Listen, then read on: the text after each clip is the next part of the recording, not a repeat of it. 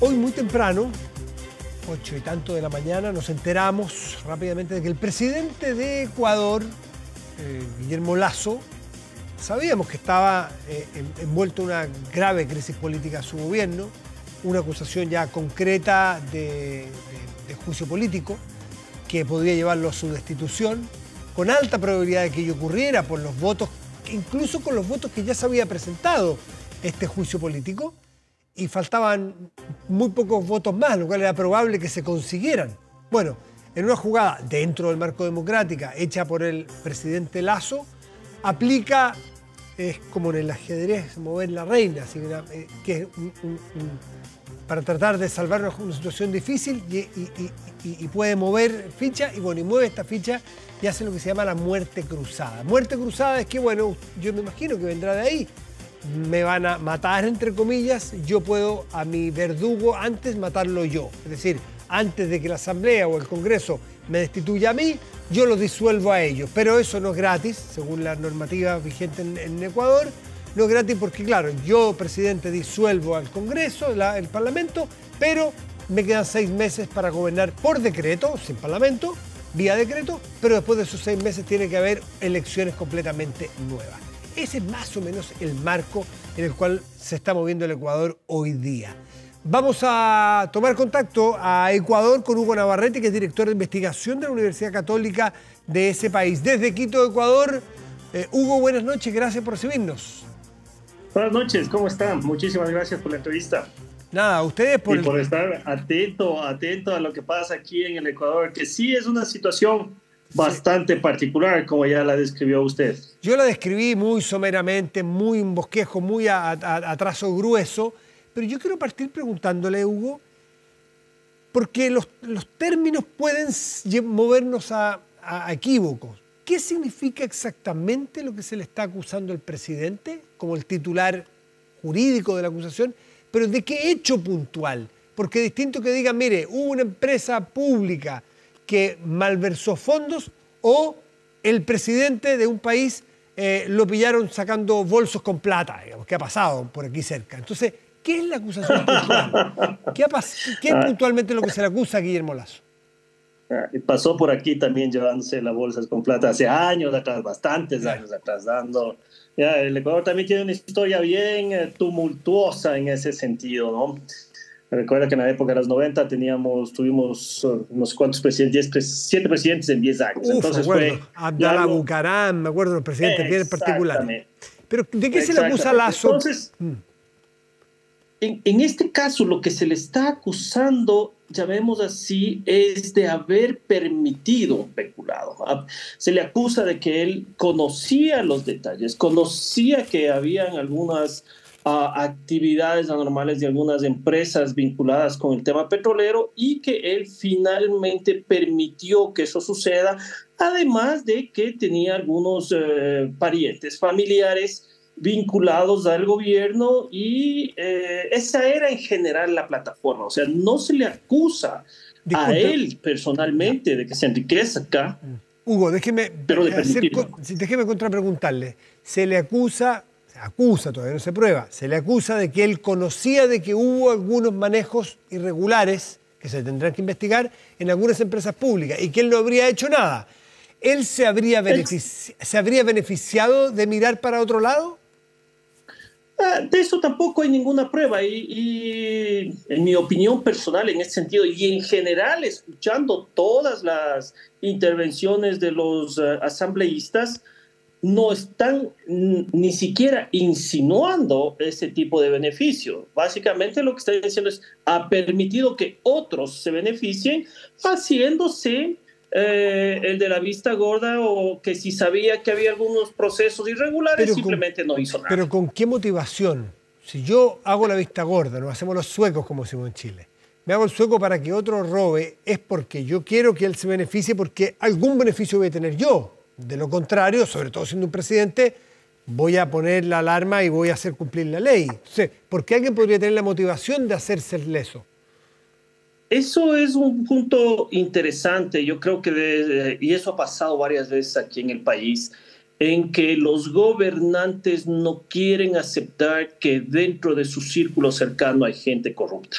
Ya. independientemente de que ellos se beneficien o no. Entonces, claro, mucho tiempo se hablaba aquí de que no, aquí en mi gobierno no hay corrupción. Y eso es lo que dicen todos. Y a pesar de que hay pruebas fehacientes, o podría haber pruebas fehacientes en varios casos, no solamente a nivel de gobierno central, sino que eso desdice de su gestión. Entonces es más fácil decir que los otros mienten o que los otros no tienen pruebas, y de esa manera uno queda relativamente limpio, de no haber puesto a un ministro, a un subsecretario, a un funcionario que terminó, llamémoslo así, traicionándolo. Entonces, desde la parte psicológica yo creo que se podría explicar de esa manera.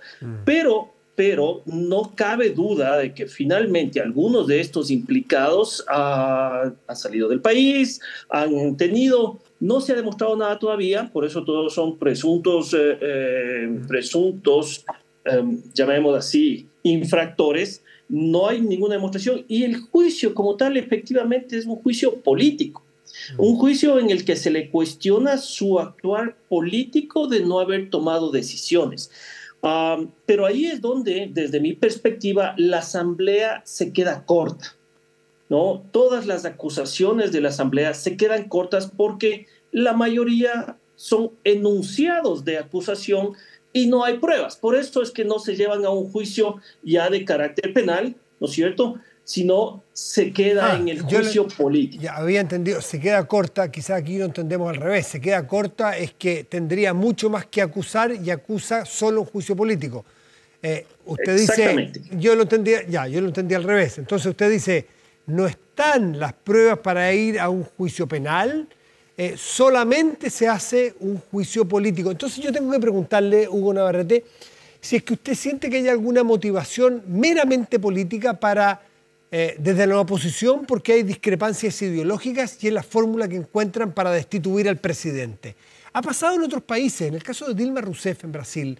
Recuerdo que, no recuerdo el detalle de los procesos, pero la narración que usted me hace me recuerda el caso, que se le acusó también de una malversación, no de un enriquecimiento personal, ni de hacer corrupción en favor de ella misma o sus cercanos, sino más bien de malversar, o sea, de utilizar sin autorización algunos recursos orientados a usarlos en B, estoy diciéndolo bien en grueso, y terminó destituida Dilma Rousseff. ¿Tiene algo que ver aquí con una batalla más bien político-ideológica o de transparencia del país? ¿Qué busca a su juicio la oposición? Desde mi perspectiva, y tengo que decirlo, que desafortunadamente los políticos en su gran mayoría lo que están buscando es esta confrontación y no el bien mayor, que es apoyar las buenas ideas y apoyar estos proyectos que algunos son definitivamente buenos para el país, pero como hay esta contienda, porque básicamente es eso, ¿no? Y la contienda política es lógica que exista, sí, pero ya se lleva un tema de batalla, ¿no es cierto? Y ha sido una batalla campal entre el gobierno, que tampoco podemos decir que ha sido acertado, y esto yo lo hablo desde una perspectiva personal, y yo no creo que ha sido un buen gobierno. Hizo una buena política al inicio con la vacunación, que creo que ha sido el único acierto que ha tenido, y luego ha sido tumbo tras tumbo tras tumbo. Y esto le ha dado paso a la Asamblea para poder siempre estar buscando algún motivo para usar esta herramienta del juicio político, y a su vez le censuran y tiene la destitución. Es decir, es una forma bastante sui generis, por decirlo suavemente, de hacer oposición, más que la búsqueda de un bien superior que es la transparencia, la honestidad y la probidad en la política. Es una búsqueda de un camino corto, peligroso, pero un camino corto a la alternancia en el poder, que lo normal en una democracia es esperar el plazo y ganar una elección. Porque esto también se repite mucho en Latinoamérica. Intentos de golpes blancos, intentos de destituciones con acusaciones que no son del todo justificadas, justamente por una forma equívoca de ejercer la forma opositora. Efectivamente. No cabe ninguna duda que no, y como digo, yo hablo por el Ecuador en este caso, la Asamblea nunca ha tenido un alto nivel de representatividad, llamémoslo así, peor aún de aceptación. Entonces, no podemos decir que ha existido un trabajo mancomunado de legislación en pro del bienestar del país. Entonces aprovecharon y aprovechan, y como usted sabe, hay una tendencia nuevamente a agruparse algunas fuerzas, llamémoslo así, del correísmo. Han ganado algunos alcaldes en estas últimas elecciones, recién se posesionaron alcaldes de ciudades importantes, tanto de Quito como de Guayaquil, algunos consejos provinciales, ¿no? Que ya no sé a qué corresponden las provincias, no me acuerdo Sí, ahorita provincias. cómo se Aquí hay dice. provincias también. Ya, Sí. ya. Entonces Regiones. ha tomado fuerza en las regiones, exactamente. Ha tomado bastante fuerza y de una u otra manera también estaban bastante bien representados en la asamblea. Entonces, esto más otro grupo de partidos políticos opuestos ideológicamente, a pesar de que son de derecha, entonces tienen estas rivalidades que a veces llegan a los temas personales. Entonces, claro, llegan a este punto de que, como decía un viejo político aquí en el Ecuador, que en la asamblea o en esa época el Congreso, todo es tan versátil que se logra tostar granizo, ¿no? Llega a tal punto que usted puede poner en la sartén el granizo y lo tuesta, porque simplemente todo es factible. Hugo Navarrete, a tu juicio como académico, ¿te parece que yo he seguido, no con tanta interés y especificidad el devenir ecuatoriano, pero me llamó la atención desde un principio el perfil del presidente Guillermo Lasso y una pronta oposición muy dura, porque el perfil de él es de un empresario de derecha, muy liberal en lo económico, y que inmediatamente los grupos correístas y otros más, que más bien vienen del sector más izquierda, se oponían a las políticas que prometió, más allá que las haya logrado o no, el presidente Lasso. Bien, ¿tiene que ver algo con eso, con su perfil personal de un empresario próspero? Yo pensaría que sí, aprovechan de esa plataforma. No cabe duda, porque aprovechan de su condición de empresario, de banquero, ¿no? Porque Banquero. en el Ecuador, después del feriado bancario que hubo a finales del siglo anterior, pues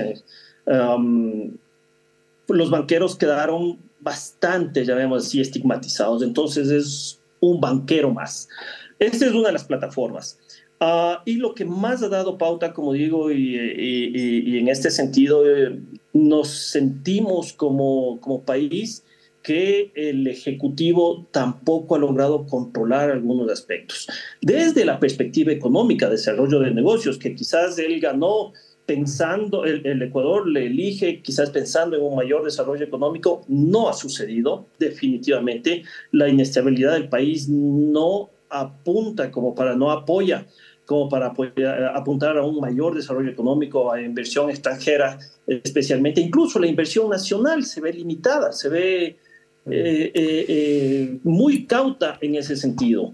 Y luego también es bastante, llamemos así,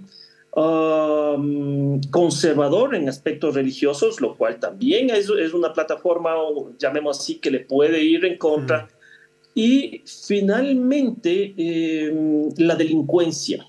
En estos últimos meses la delincuencia ha crecido muchísimo en el país, es algo que no ha sabido manejar tampoco el gobierno. Entonces son elementos variopintos. Cuénteme una cosa, entiendo, bueno, tiene 6 meses para gobernar vía decreto, o sea, sin consultarle a nadie. Entiendo que ya se han publicado o emitido algunos decretos que son particularmente son bien especiales, que en un congreso natural no sería tan fácil de aprobar en un congreso, una asamblea como la ecuatoriana por lo pronto, que tiene que ver con rebajas bruscas de impuestos para poder decirle a la gente o a los ecuatorianos, bueno, ahí les devolvemos la plata para que ustedes libremente usen su plata, para, bueno, que es la lógica más liberal de la economía, ¿no es cierto?, para generar más dinamismo, más riqueza. Primero, corríjame si no es así, y qué otros proyectos pretende hacer rápidamente Lasso para conseguir, porque en 6 meses más él puede elegirse, entiendo, así como los asambleístas pueden ir a la reelección, ¿no? Efectivamente, efectivamente. Sí, él a través de decretos presidenciales puede legislar, llamémoslo así, puede gobernar. Sin embargo, tenemos un organismo que es un Tribunal de Garantías Constitucionales que revisa la constitucionalidad De esta medida. de estos decretos, efectivamente. Ah, de los Entonces, decretos, ya. no es que todos entran en vigencia inmediatamente. Incluso el decreto por el cual disuelve la Asamblea por una grave crisis política, conmoción política, en este momento Está siendo está en un revisado. proceso de revisión. Entonces, este Tribunal de Garantías Constitucionales tiene que corroborar y decir que no es constitucional, que no es inconstitucional y que efectivamente se puede hacer. Entonces, claro, hay esta medida, llamemos así, de control. Y efectivamente, uno de el segundo decreto, si no estoy mal, es acerca de los impuestos y particularmente del impuesto a la renta para las personas que ganan, creo, la clase media, básicamente, que hace un año, y ahí me voy a incluir yo y puedo hablar con conocimiento de causa, realmente la carga impositiva fue elevada de una manera drástica. Muy, muy drástica. Y claro, ahí nuevamente uno entra a discutir a quién está cargando los impuestos, porque esto no le afectaba a las grandes fortunas. Hugo, esa alza drástica de impuestos a la clase media, ¿fue en qué gobierno? En el gobierno de Lasso mismo. En el mismo de Lasso, ya. Claro. Entonces ese es uno de los errores más grandes que cometió. Porque como digo, yo, profesor universitario, en realidad estoy en una clase media, yo creo que es un poquito privilegiada sin lugar a duda, pero todavía clase media. Entonces vivimos de un salario y los impuestos a este sector de la economía fue durísimo, realmente durísimo. Entonces ahora está retrocediendo, que quizás tiene que ver también con tratar de ganar un poco de popularidad. Claro. Quizás no para una reelección. Yo también puedo decir que en estos últimos meses se le ve un deterioro físico importante al presidente. Yo no creo que él esté pensando en reelegirse. Quizás pues, el partido o a quien apoye él podría ser, llamémoslo así, beneficiado de estas medidas. ¿Y quién podría ser? Porque Rafael Correa, entiendo que está en Bélgica del año 2017, fue condenado por 8 años, ¿no? Fue condenado, no solo investigación. Él podría eventualmente presentarse. ¿Él cumple condena, cumple los plazos? No, él no podría presentarse todavía. Efectivamente tiene una condena y si no recuerdo mal, también es uno de estos delitos que no prescriben. Entonces no va a ser muy, muy fácil. Por ahí también hubo algún manejo político en ese sentido, ¿no? Suenan algunos nombres. Suena Álvaro Noboa, que ya fue candidato varias veces. Claro, también empresario. También empresario, efectivamente. También están algunos de los que lideraban efectivamente, quien lideraba la oposición frente a Correa, este señor Villavicencio. Hay varios que aparecieron básicamente de la noche a la mañana, aunque seguramente estaban listos. Yacu Pérez, que quedó segundo en estas elecciones donde Guillermo Lasso fue elegido presidente. Entonces comienzan a aparecer algunos candidatos o precandidatos. Por último, Hugo Navarrete, que es director de investigación de la Universidad Católica del Ecuador. Usted me dice que esta comisión o Consejo Constitucional o Tribunal Constitucional del Ecuador tiene que revisar los decretos y tiene que revisar el decreto de muerte cruzada que esta mañana presentó, porque, según lo que estuve leyendo, hay algunos asambleístas destituidos ya, disueltos, que sostienen que el presidente, en medio de un juicio político, no tendría las facultades para aplicar la muerte cruzada, que la podía hacer antes de que se presentara este juicio político. Una vez que entra al espacio del juicio político, ya esa facultad la pierde. Eso está en discusión hoy día, es decir, esto tendría como efecto, si se decreta inconstitucional, que se restituye la conformación de la Asamblea y sigue adelante el proceso de juicio político. ¿Es posible que pase eso? Es posible que pase eso si es que el Tribunal de Garantías Constitucionales efectivamente dice que este decreto es inconstitucional.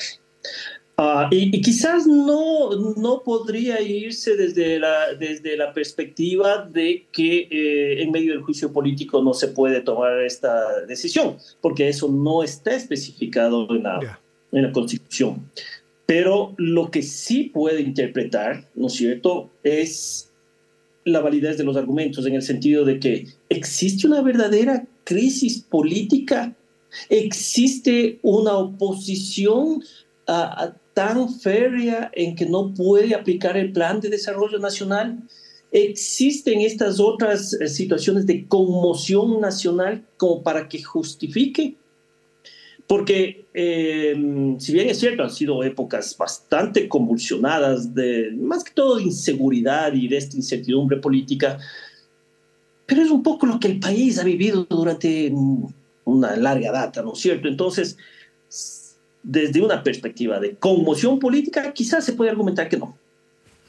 ¿De que es ingobernable el país? También se puede decir eso. O sea, yo tengo mi decisión, llamémoslo, o mi opinión un poco compartida. Está bien que les haya disuelto a la Asamblea, sí, pero veamos qué es lo que puede hacer. Pero yo ahí dudo de que efectivamente tenga la fuerza y la decisión como para poder incluso gobernar a través de decretos. O sea, es una dualidad. Vamos a estar atentos. Hugo Navarrete, director de investigación de la Universidad Católica de Ecuador, desde Quito. Muchísimas gracias por atendernos y explicarnos un poco más lo que habíamos visto en solamente titulares y bajadas. Muchas gracias, Hugo. Un gusto conocerte. Oh, con todo gusto. Que te vaya muy bien. Buenas noches. Gracias. Que te vaya bien a ti también. Gracias.